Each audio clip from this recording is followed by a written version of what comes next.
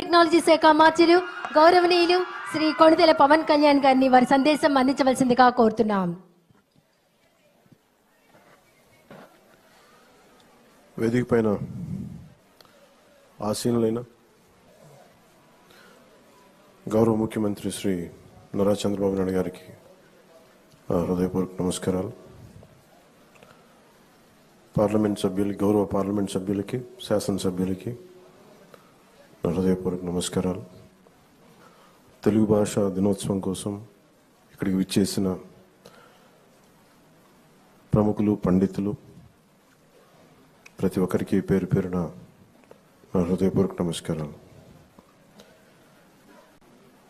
మాతృభాష గురించి మాట్లాడుకోవాలి అంటే మన భాష గురించి మాట్లాడుకోవాలంటే, మన తెలుగు గురించి, మన మాతృభాష గురించి మాట్లాడుకోవాలంటే ఇంగ్లీష్ నేర్చుకోవడం తప్పేం కాదు. దాన్ని కూడా డెవలప్ చేసుకోవాలి. దాన్ని కూడా మనం నిర్లక్ష్యం చేయట్లేదనే దుస్థితికి మనందరం చేరిపోయాం. మన భాష గురించి, మన భాష మీద మక్కువ కానీ మమకారం కానీ చూపించడమే పాపం, నేరం అయిపోయింది.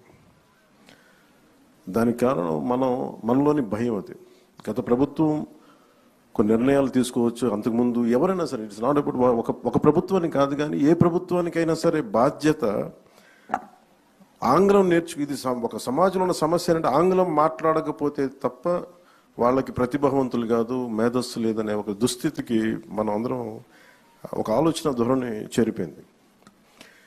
దీనిని కొన్ని దశాబ్దాలుగా ఒక్కొక్కరు బద్దలు కొడుతూ వచ్చారు. మనకి తెలుగు వ్యాకరణంగా నేర్చుకోవాలంటే బాగా బాధాకరమైంది ఏంటంటే, స్కూల్స్లో ఉన్నప్పుడు కానీ తెలుగు అధ్యాపకుల్ని వెటకారం చేయటం, సరైన తెలుగు మాట్లాడుతుంటే దానివల్ల ఏదో ఒక కామెడీ, ఒక వినోదం కలిగించే విధంగా ఉంది తప్ప నిజంగా తెలుగు భాష తాలూకు ఔన్నత్యం కానీ దాని గొప్పతనం కానీ అది చాలా పాపులర్ దీంట్లో తగ్గిస్తూ వచ్చాం. మనం అక్కడ మనందరం కూడా దీంట్లో బాధితులమే. కేవలం పోయిన ప్రభుత్వం ఒక్కటే బాధ్యత కాదు, మనలో ప్రతి ఒక్కరికి మన భాషని గౌరవం చూపించాల్సిన బాధ్యత మనందరి మీద ఉంది. ఇది నిజంగా చాలా దుస్థితి. ఎన్నిసార్లు మాట్లాడుకున్నా మనం నిజంగా గిడుగు వెంకటరామమూర్తి గురించి, వారి గురించి ఎంతమందికి ఇప్పుడున్న వర్తమాన ఈ కంటెంపరీ గ్రూప్ తెలియకపోవచ్చు, యువతకి.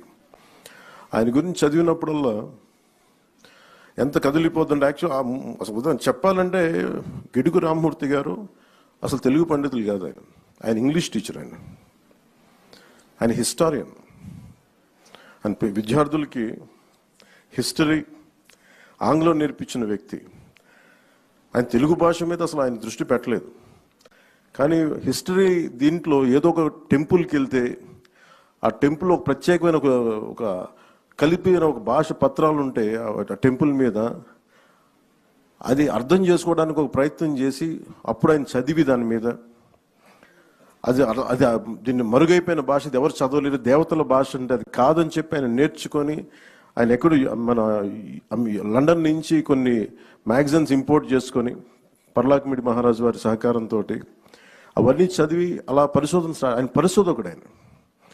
అలాగే గిడుగు వెంకటరామమూర్తి గురించి చెప్పాలంటే ఆయన మామూలు పోరాట యోధుడు కాదు. ఆయన ఏదో మనం కూర్చోబెట్టి మనకి తెలుగు భాషని ముందుకు తీసుకెళ్ళినోడే కాదు, ఆయన తెలుగు కోసం, తెలుగు జాతి కోసం పరితపించిపోయిన వ్యక్తి. ఎవరైతే తనకు అండగా నిలబడ్డారో పర్లాకిమిడి మహారాజు గారిని, ఆయనతోనే గొడవ పెట్టుకున్న వ్యక్తి.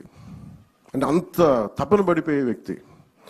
ఈ రోజున మనం గిడుగు వెంకటరామమూర్తి గురించి, మనం రామమూర్తి గారి గురించి తెలుగు భాషని వాడుక భాషలో తీసుకొస్తున్నాం అనుకుంటున్నాం, కానీ దానికంటే ముందు ఆయన సవర భాష కోసం ప్రయత్నం చేసిన వ్యక్తి. సవర భాష కోసం ఆయన ఎన్ని సంవత్సరాలు వదిలేశారు ఆయన జీవితాన్ని.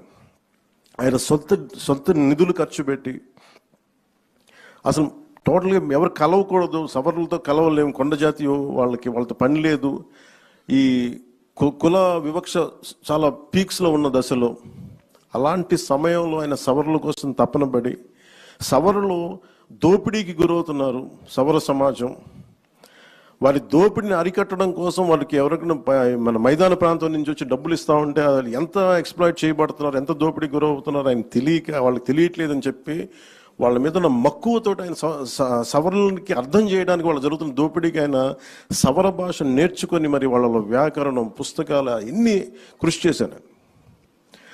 అలాంటి వ్యక్తి, అలాంటి మహానుభావుడు. అలాగే ఆయనకి ఎవరికైతే అండగా ఉన్నారో తెలుగు భాష కోసం, లేదంటే మనకి ఈ వరిసాలో కలిసిపోతుంది పర్లాకిమిడి, నేను విడిపోవాలి నేను చెప్పి మేము ఆంధ్రాలోనే ఉండాలని ఒక ప్రయత్నంతో ఆయన చేసిన ప్రయత్నం పర్లాకిమిడి మహారాజు వారి కోపానికి కారణమైంది. ఆయన స్నేహాన్ని కూడా వదులుకున్నారు. అలాగే ఆయన ఎన్ని మాటలు పడ్డారంటే దుష్ట చతుష్టయం అని చెప్పి దాంట్లో ప్రత్యేకించి మన గురజాడ అప్పారావు గారు, గురజాడ అప్పారావు గారు, అలాగే శ్రీనివాస అయ్యంగారు గురించి అనేవాళ్ళు అంటే సగం సరిగ్గా రన్ని తమిళం తెలుగు మాట్లాడే శ్రీనివాస అయ్యంగారు, ఏట్స్ అంటే ఒక ఇంగ్లీష్ వ్యక్తి, అలాగే గురజాడ గారు, గిడుగు, వీళ్ళందరినీ దుష్ట చతుష్టయం అని చెప్పి ఎన్ని మాటలు పడ్డారు వాళ్ళందరూ కేవలం వాళ్ళు కోరుకుంది మనం మాట్లాడే భాషని మనకి ఇది అంత మామూలు వాడుక భాషని మామూలు సాహిత్యంలో రావాలని ఒక తపన. ఆ తపన కోసం ఎంత కష్టపడ్డారు, ఎంత నలిగారు అని చూస్తూ ఉంటే విచిత్రం ఏంటంటే ఆయన లాస్ట్ ఒక 40 సంవత్సరాల్లో ఆయన చెవులు వినిపించదు, ఆయన బ్రహ్మచెవుడు ఆయనకి. అది కూడా ఎందుకు జరిగింది అంటే ఆయన సవర భాష కోసం, సవరల కోసం భాష లిపి తయారు చేయడం కోసం ఆయన ఎక్కడో అడవుల్లోకి వెళ్ళి అక్కడ కూర్చొని జబ్బు పడి మలేరియా వచ్చి అక్కడ క్వినైన్ అనే టాబ్లెట్స్ తీసుకొని దానివల్ల వినికిడి శక్తి కోల్పోయి ఆయన తెలుగు భాష ఉద్యమం అంతా ఆయనకి ఈ బ్రహ్మచముడితోటి ఆయన చేశారు ముందుకి. అంత కష్టపడ్డ వ్యక్తి, ఆయన మీద దాడులు జరిగినాయి, ఆయన్ని అసలు నలిపేశారు అందరూ. అప్పుడున్న సనాతనవాదులందరూ వాటన్నిటిని తట్టుకొని నిలబడి ఈ రోజున మనకి వాడుక భాషను ఇచ్చిన వ్యక్తికి నివాళులు అర్పించుకోవడం మనస్ఫూర్తిగా ఆ అవకాశం మాకు ఈ విధంగా రావటం నిజంగా చాలా చాలా గర్వంగా ఉంది. ఈ గిడుగు వెంకటరామూర్తి గారి ఈ తెలుగు భాషా దినోత్సవాన తెలుగు భాషకి ముందు భాష మాట్లాడే వాళ్ళని గౌరవించాలి. తెలుగు భాష ఎలా బతుకుద్ది అంటే భాష మాట్లాడే వాళ్ళని గౌరవించాలి. ముందస్తులో ఫ్రంట్ లైన్లో ఉన్నది తెలుగు భాష అధ్యాపకులు. ముందు తెలుగు భాష అధ్యాపకులకి ముందు ప్రతి ఒక్కరూ గౌరవం తెలియజేయాలి. స్కూల్స్లో కానీ కాలేజెస్లో కానీ. ఇంకా చెప్పాలంటే మాతృభాషను బోధిస్తున్న వాళ్ళకి జీతభత్యాలు ఎక్కువ ఉండాలి, ప్రభుత్వం నుంచి కూడా ఎక్కువ సహకారం ఉండాలని నేను మనస్ఫూర్తిగా కోరుకుంటున్నాను. అలాగే మొన్న ఒక తెలుగు పండితులు విజ్ఞప్తి చేశారు. ఇది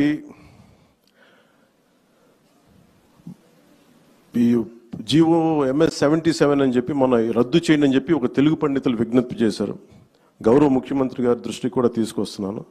ఈ జీవో MS 77ని రద్దు చేయమని తెలుగు పండితులు అందరూ కోరుకుంటున్నారు సార్. ఒకసారి మీ దృష్టికి తీసుకొస్తున్నాను.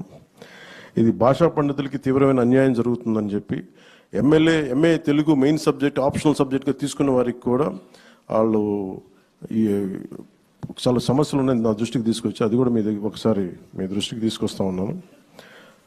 ఇది ప్రత్యేకించి మేము కోరుకుంటాను. నేను వ్యక్తిగతంగా తెలుగు భాష నేను పూర్తి తెలుగులో మాట్లాడడానికి ఆంగ్ల పదాలు లేకుండా తెలుగు మాట్లాడాలంటే ఎంత నలుగుతున్నా నాకు అర్థమవుతుంది. ఇబ్బందిగా ఉంటుంది. ఒక ఇంగ్లీష్ పదం లేకుండా అదే మరాఠీ తీసుకుంటే ఒక్క ఆంగ్ల పదం లేకుండా మరాఠీ మాట్లాడచ్చు. తమిళ్ తీసుకుంటే నేను చాలామంది తమిళులతో మాట్లాడుతూ ఉంటే వాళ్ళు ఒక క్రమ పద్ధతిలో ఆంగ్ల పదాలు మేము వాడం, పూర్తి శుద్ధ తమిళ్ ఉండాలని చెప్పి వాళ్ళు కొత్త పదాలు కనిపెట్టి దానిని ప్రతిసారి దాని ప్రాచుర్యంలోకి తీసుకొస్తారు. మనం అంత ప్రయత్నం చేస్తామో లేదో తెలియదు, నాకు తెలియదు కానీ అంత కుదురుదో లేదో తెలియదు కానీ మనకున్న మాండలికాలు మనకున్న దీనివల్ల ఖచ్చితంగా మాతృభాషకి మటుకు మనం చాలా పెద్దపీట వేయకపోతే మనం చేతులు మనమే నాశనం చేసుకునే వాళ్ళం అవుతాం. అలాగే ముఖ్యంగా యువత పిల్లలకు కూడా ఇంగ్లీష్ మాట్లాడితేనే చదువులు కాదు, ఇంగ్లీష్ కావాలి అవసరం. చెప్తాను ఎవరి గురించే చదువుకున్నాం, మన గిడుగు రామూర్తి గారు ఆయన ఇంగ్లీష్ టీచర్ కానీ తెలుగు భాషను వదల. ఆయన స్ఫూర్తి నిజంగా తీసుకోవాలంటే ఇంగ్లీష్ ఉండాలి కానీ ఇంగ్లీష్ కోసం పడి చచ్చిపోకూడదు. అంటే ఇంగ్లీష్ లేకపోతే మన బతుకులు లేవు, అట్లా ఏం అవసరం లేదు, కానీ ఇంగ్లీష్ అవసరం అంతే. అంతేగాని ఇంగ్లీష్లో చదివితేనే మన తెలివితేటలు వస్తాయి, ఇంగ్లీష్లో చదవకపోతే రావు అనేది ఆ దుస్థితి నుంచి మనందరం కూడా దీన్ని బయటపడాలి. ఈ సందర్భంగా ప్రతి ఒక్కరిని కోరుకుంటూ, ఆయన నిజంగా ఎంత బాధ వేసిందంటే, ఆయన చివరి దశలో ఆయన వినికిడి జ్ఞానం లేక ఆయనకి చిన్న ఒక మైక్ లాంటిది పెట్టుకుని ఎవరైనా మాట్లాడితే ఆయన చెవులు అరిచేవారంట. అట్లా ఆయన వాళ్ళ అబ్బాయిలు కూడా చెప్తా ఉంటారు, ఇది ఒక పుస్తకాలు చదివాను. ఆయనకి తెలుగు భాషని ఆయన వాడుక భాష తీసుకునే ఉద్యమంలో ఆయన వినికిడి శక్తి కోల్పోవటం ఒక వరం అయిపోయిందండి. ఎందుకంటే బయట ప్రపంచం తెలియదు ఆయనకి. ఏమనుకున్న ఆయన ఆయన భావ తీవ్రతని ముందుకు తీసుకెళ్ళిపోయారు. ఆయన ఒక్కడు సింగిల్ హ్యాండెడ్గా ఈ రోజున తెలుగు భాష మనకు వచ్చింది, దొరికింది, వ్యవహారికంగా తీసుకొచ్చారంటే ఒక్కడు చేశాడండి. గురజాడ అప్పారావు గారు ఎంత మాత్రం సపోర్ట్ చేసినా, మిగతా వాళ్ళు సపోర్ట్ చేసినా, ఆయన సొంత డబ్బులతోటి, డబ్బులు లేకపోయినా ఇళ్ళమ్మి వాకిళ్ళమ్మి ఆయన పెద్ద కొడుకు సీతాపతి గారు అండగా ఉండి ఇన్ని చేసి ఆయన ముందుకు తీసుకెళ్ళి తెలుగు భాషని మనకి ఈరోజు ఈ రకంగా అందించిన గిడుగు రామ్మూర్తి గారికి, వారికి నా మనస్ఫూర్తిగా నా పాదాభివందనాలు. నా కోరిక కూడా ఒకటి, మీ అందరికీ తెలుగు భాష వ్యాకరణం మరింత, నా ఉద్దేశం, నేను చాలా ప్రయత్నాలు చేశాను వ్యక్తిగతంగా. సూర్యరాయేంద్ర నిఘంటువుని 80లో ప్రచురించారు. తర్వాత మళ్ళీ దాన్ని రావటం మానేసింది. పిఠాపురం మహారాజు వారు 7 సంకలనాలు ఉండే, 7 వాల్యూమ్స్. ఆ తర్వాత దాన్ని వదిలేసాం.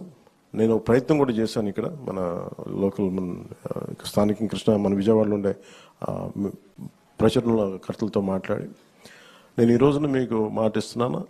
అది ప్రభుత్వం మన చంద్రబాబు గారి దృష్టికి తీసుకెళ్ళి, గౌరవ ముఖ్యమంత్రి చంద్రబాబు గారి దృష్టికి తీసుకెళ్ళి సూర్యరాయేంద్ర నిఘంటువు, ఆయన ఈ భాషా దినోత్సవం సందర్భంగా ఈ సూర్యరాయేంద్ర నిఘంటువుని ఖచ్చితంగా ప్రాచుర్యంలో తిరిగి పునర్ముద్రణ జరగాలి. దానికి మనస్ఫూర్తిగా కృషి చేస్తాం, దాన్ని ముందుకు తీసుకొస్తామని మీకు మాటిస్తూ మరోమారు గిడుగు వెంకటరామమూర్తి గారికి, వారికి కృతజ్ఞతలు, వారికి నమస్కారాలు తెలియజేసుకుంటూ సెలవు తీసుకున్నాను. జై హింద్.